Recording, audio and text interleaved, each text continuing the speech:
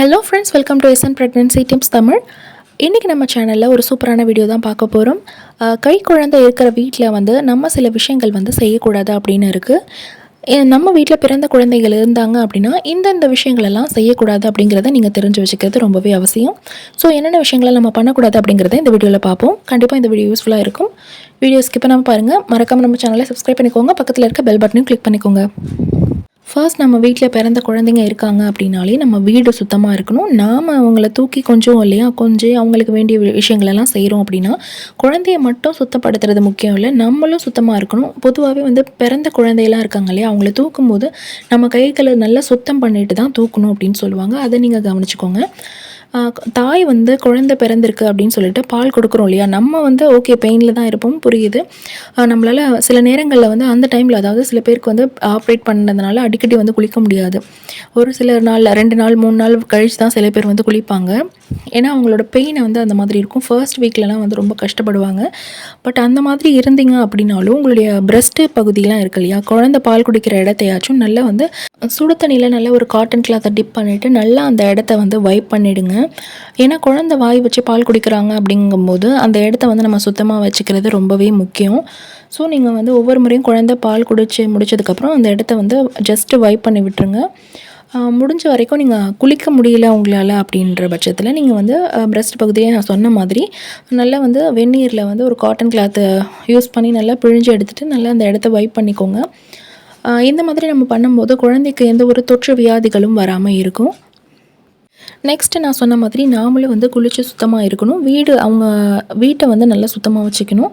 அதே போல் வீடு ஃபுல்லாகவே உங்களால் கம்ப்ளீட்டாக வந்து போட்டு க்ளீன் பண்ண முடியாது அப்படின்ற பட்சத்தில் குழந்தை இருக்கக்கூடிய அந்த ரூம் இருக்கு இல்லையா, அந்த ரூமை மட்டுமாச்சும் நல்ல ஒரு சுத்தமாக க்ளீன் பண்ணி வச்சுக்கணும்.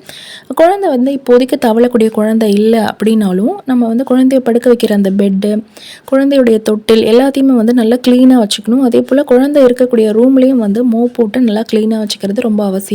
எந்த அளவுக்கு நீங்கள் அவங்க இருக்கக்கூடிய இடம், அவங்களுடைய துணிமணிகள், அவங்க படுக்கக்கூடிய தொட்டில் இதெல்லாம் க்ளீனாக வச்சுக்கிறீங்களோ அந்த அளவுக்கு வந்து குழந்தைக்கு வியாதிகள் வராது. நம்ம சின்ன குழந்தைகளுக்கெல்லாம் பார்த்திங்கன்னா அடிக்கடி ஜலதோஷம் பிடிக்கிறதெல்லாம் இருக்கும் இல்லையா, இதை வந்து நீங்கள் ஸ்டார்டிங்லேயே பிறந்த குழந்தைகிட்டே வந்து இந்த மாதிரி நல்ல கிளீன்லினஸை வந்து நீங்கள் மெயின்டைன் பண்ணிட்டு வந்தீங்க அப்படின்னா அவங்களுக்கு நோய் எதிர்ப்பு சக்தி நல்லா பலமாக இருக்கும். குழந்தை வந்து சில நேரம் தொட்டிலில் வந்து யூரின் போயிருப்பாங்க. அந்த தொட்டில் வந்து யூரின் போயிட்டாங்க அப்படின்னா உடனே வந்து அந்த கிளாத்தை நீங்கள் மாற்றிடணும். வாஷ் பண்ணி காய வச்சுட்டு அது திரும்பவும் வேறு ஒரு கிளாத்தை தான் நீங்கள் யூஸ் பண்ணணும். யூரின் போன அதே தொட்டியில் வந்து லைட்டாக வந்து காய வச்சுட்டுலாம் சில பேர் யூஸ் பண்ணுவீங்க. அந்த மாதிரி தயவு செஞ்சு பண்ணாதீங்க. அதில் கிருமிகள் வந்து வளர ஆரம்பிக்கும். இது குழந்தையோடைய ஹெல்த்துக்கு வந்து நல்லது கிடையாது. ஹெல்த்தை வந்து ஸ்பாயில் பண்ணும். பிறந்த குழந்தைகளுக்கெல்லாம் அடிக்கடி டயப்பர் போட்டு யூஸ் பண்ணாமல் சின்ன சின்ன காட்டன் கிளாத்தை வந்து நீங்கள் கட் பண்ணி வச்சுக்கோங்க. வேஷ்டி துணியெல்லாம் இருக்கும், இதை வந்து நல்லா கட் பண்ணி வச்சுக்கிட்டிங்க அப்படின்னா அவங்களுக்கு அடிக்கடி வந்து அந்த சிறுநீர் கழிச்சிருக்காங்க அல்லது யூரின் மோஷன் எல்லாம் போயிருக்காங்க அப்படின்னா உடனே வந்து நீங்கள் வைப் பண்ணிட்டு எடுத்துடலாம். குழந்தையுடைய துணிமணிகளை வந்து தயவு செஞ்சு கட்டாயமாக நம்மளோட துணிகளோடு சேர்த்து துவைக்கவே கூடாது. அவங்களுடைய துணிக்கு வந்து போடக்கூடிய டிட்டர்ஜென்ட்டோட அளவு ரொம்ப ரொம்ப ரொம்ப ரொம்ப கம்மியாக தான் நீங்கள் போடணும். முடிஞ்ச அளவுக்கு நீங்கள் வெறும் டெட்டால் வச்சு கூட வாஷ் பண்ணிக்கலாம். அந்த அளவுக்கு நீங்கள் ரொம்ப கேர்ஃபுல்லாக பார்த்துக்கணும். ஏன்னா நம்ம யூஸ் பண்ணுற டிட்டர்ஜென்ட்டோட கெமிக்கல்ஸ் பார்த்திங்கன்னா அவங்களோட டெலிகேட்டான ஸ்கின்னு, குழந்தையோட ஸ்கின்னெல்லாம் பார்த்திங்கன்னா அவ்வளோ சாஃப்டாக இருக்கும். ரோஜாப்பூ இதழை போல் ரொம்ப பட்டு போல் இருக்கும். அந்த ஸ்கின்னை வந்து அவ்வளோ டேமேஜ் பண்ணும். அவங்களுடைய ட்ரெஸ்ஸஸ்லாம் வாஷ் பண்ணுறதுக்கான அந்த சோப்பை வந்து ரொம்ப மைல்டாக ஜென்டலாக இருக்கிற மாதிரி பார்த்துக்கோங்க. முடிஞ்ச அளவுக்கு நீங்கள் டெட்டாலில் வந்து ஊற வச்சு அவங்களுடைய துணிகள்லாம் வந்து நல்லா ஊற வச்சுட்டு, அதாவது ஹாட் வாட்டர் போட்டு ஊற வைக்கலாம். மைல்டான ஹாட் வாட்டர் போட்டு டெட்டால் போட்டு நல்லா ஊற வச்சுட்டு அதுக்கப்புறம் வந்து காய வச்சு நல்லா வெயிலில் காய வச்சு எடுத்து வச்சுக்கோங்க. நம்ம வந்து குழந்தையோட துணி துவைக்கிறோம் அப்படின்னா ரொம்ப மைல்டாக தான் அதையும் துவைக்கணும். போட்டு அடித்து துவைக்கக்கூடாது, முறுக்கி புளியக்கூடாதுன்னு சொல்லுவாங்க. அது எந்த அளவுக்கு உண்மைன்னு தெரியாது. எங்கள் வீட்டு பெரியவங்க கூட சொல்லியிருக்காங்க இந்த மாதிரி குழந்தையோட துணியை பிடிச்சி முறுக்கி புளிச்சு காய வைக்காத, குழந்தை வந்து உடம்பு முறுக்கி அழுவாங்க அப்படின்னு சொல்லி. அது எந்த அளவுக்கு உண்மைன்னு கிடையாது. பட் நானும் வந்து எங்கள் வீட்டு பெரியவங்க சொல்கிறாங்கன்னு சொல்லிட்டு நான் ஃபாலோ பண்ணியிருந்தேன். ஸோ நம்ம வீட்டு பெரியவங்க எந்த விஷயம் சொன்னாலும் கண்டிப்பாக அதில் ஏதாவது ஒரு உண்மை இருக்கும் இல்லையா, அதனால் நீங்களும் அதை கொஞ்சம் ஃபாலோ பண்ணிக்கோங்க. அதுக்கு என்ன ரீசன் அப்படின்னு உங்களுக்கு தெரிஞ்சிருந்துச்சுன்னா அதையும் நீங்கள் மறக்காமல் கமெண்ட்டில் சொல்லலாம். குழந்தையுடைய கண், மூக்கு, காது இந்த இடத்துலலாம் எந்த ஒரு எண்ணெயுமே நீங்கள் விடக்கூடாது. சிலர்லாம் பார்த்திங்கன்னா விளக்கெண்ணெயை கண்ணில் விட்றேன், காதில் விட்றேன்லாம் சொல்லுவாங்க. அந்த மாதிரி பண்ணவே கூடாது. குழந்தையுடைய தலையில வந்து எண்ணெய் தேய்க்கிறேன், கடல மாவு தேய்க்கிறேன், பைத்த மாவு தேய்க்கிறேன்னு போட்டு அந்த டெலிகேட்டான அந்த தலை எலும்பெல்லாம் பார்த்தீங்கன்னா, இன்னும் வந்து வலுவடைஞ்சிருக்காது. அந்த தலைய வந்து நம்ம ரொம்ப மைல்டா தான் தூக்கணும்னு கூட சொல்லுவாங்க. உச்சந்தலையில அந்த குழி இருக்கு இல்லையா? அது வந்து மூடி இருக்காது இன்னும். அந்த அளவுக்கு நீங்க பார்த்து பார்த்து பண்ண வேண்டிய விஷயம். நீங்க உளுந்து தேய்க்கிறேன், பைத்த மாவு தேய்க்கிறேன்னு சொல்லிட்டு போட்டு தேய்க்கக்கூடாது. அதெல்லாம் தேவையில்ல. குழந்தைக்கு நல்லா தலை நின்னதுக்கப்புறம் கூட நீங்க வந்து குழந்தைக்கு டெய்லி தலையில வந்து உச்சந்தலையில கொஞ்சம் கொஞ்சமா தேங்காய் எண்ணெய் வந்து வச்சுட்டு வரலாம்.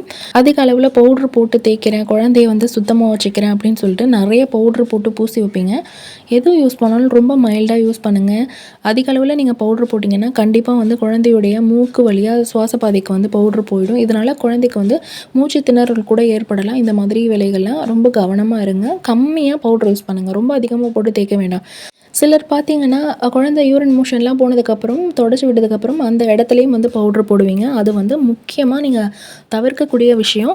கண்டிப்பா அத நீங்க தவிர்த்துடணும். குழந்தையுடைய அந்தரங்க உறுப்புல வந்து நீங்க பவுட்ரு அதிகமா யூஸ் பண்ணீங்க அப்படின்னா, ரொம்ப பெரிய பாதிப்பை ஏற்படுத்தும். இது வந்து டாக்டர்ஸே சொல்லியிருக்காங்க. அந்த இடத்துல நீங்க பவுட்ரு போடக்கூடாது.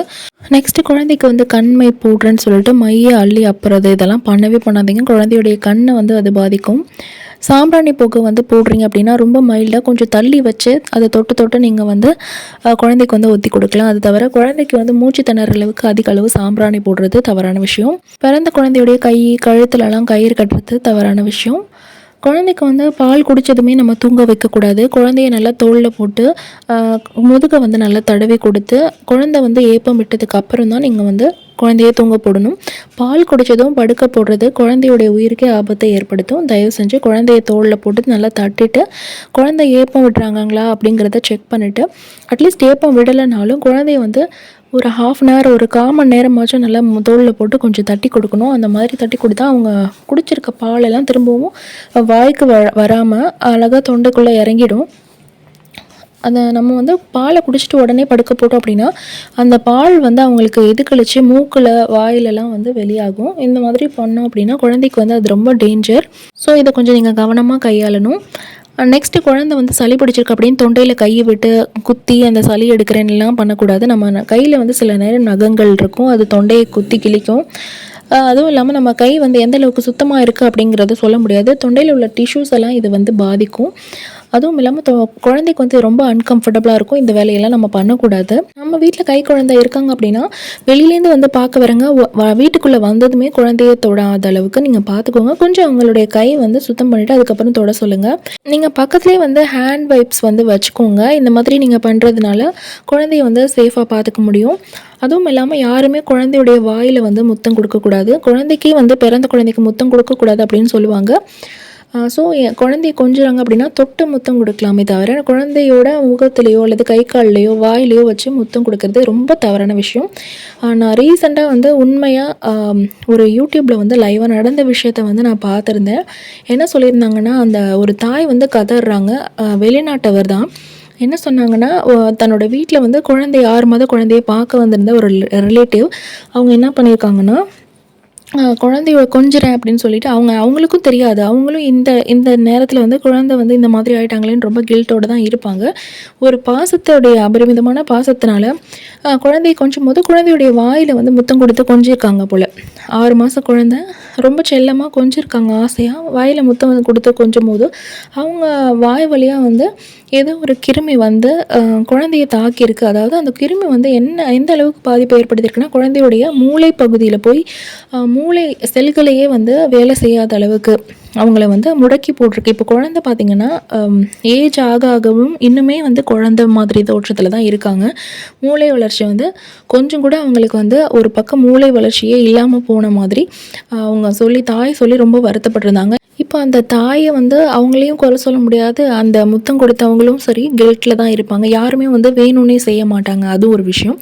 ஆனால் தெரியாதனமாக வந்து அவங்க கொஞ்சுறேங்கிற பேரில் வாயில் முத்தம் கொடுத்ததுனால வந்த விளைவு தான் இது அப்படிங்கிறத டாக்டர்ஸே கன்ஃபார்ம் இன்ஃபார்ம் பண்ணியிருக்காங்க. ப்ளீஸ் தயவு செஞ்சு வீட்டில் இருக்கிற அந்த கை குழந்தைய முத்தம் கொடுக்குறேன் அப்படின்ற பேரில் முகத்தில் வாயிலெல்லாம் முத்தம் கொடுக்கவே கொடுக்காதீங்க. எந்த அளவுக்கு பாதிப்பு ஏற்படுத்தும் நம்ம வந்து சொல்லவே முடியாது. கண் கூட நான் பார்த்துருந்தேன்.